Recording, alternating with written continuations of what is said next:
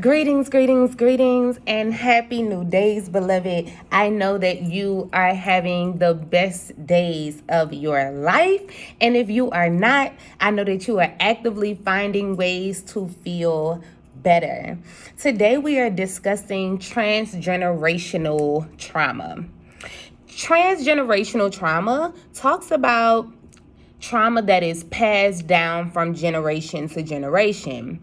This is important because there was an assumption that we come here with clean slates. We're full of purity and we don't have connection to traumas that our grandparents endured, that our mothers, fathers, our cousins, other individuals in our families endured. There was this assumption that we were not connected to those traumas.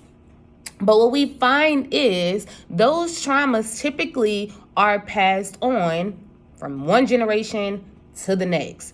In my own family, you can see drug and alcohol usage, and abusive parenting. You're able to see these types of practices passed down from one generation to the next. So just like I had great aunts who suffered with alcoholism, I currently have cousins who suffer with alcoholism.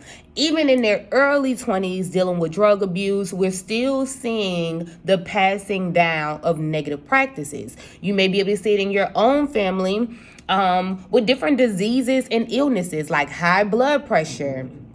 And a lot of the times what we find is not only is the illness and the disease being passed down from one generation to next, but the practices are also being passed down from one generation to the next. The practices, the mindsets, the aspects of welcoming poverty, just having a low self-esteem, a low ideal of your self-image, all of those concepts can be passed down from one generation to the next.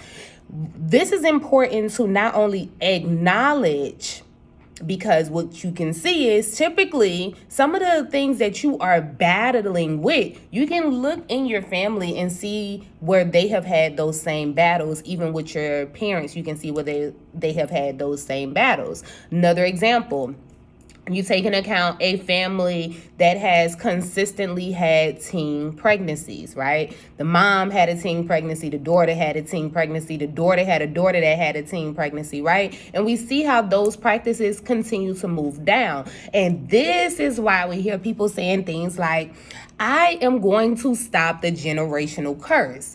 It is important to understand, if we're going to label it as curses, we can label it as trauma, we can label it as depression, whatever it is.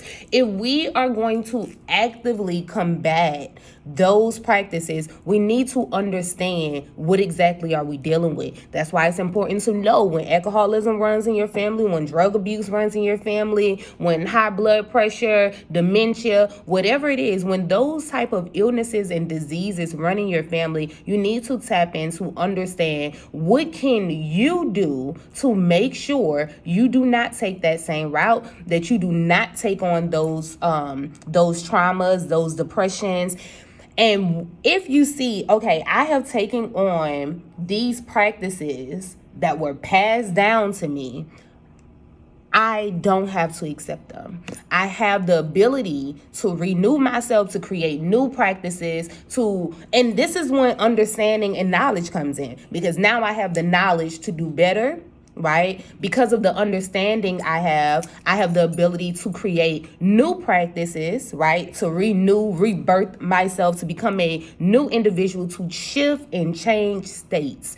It is possible. This is why we must acknowledge that transgenerational trauma exists. It is very real, especially amongst Black families, because most of all, if you're Black, you're dealing with PTSD to a certain extent, because just being Black in this world, that's what comes with it, right? So when we are constantly dealing with just the discrimination that Black people have dealt with, it is very important to take a step back, look at what traumas impact your family so that you don't fall victim to them as well, and that you don't continue to pass down these practices that are harmful.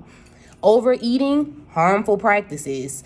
The certain foods that we are overly indulging in, horrible practices, aspects of parenting that we have continued to pass down.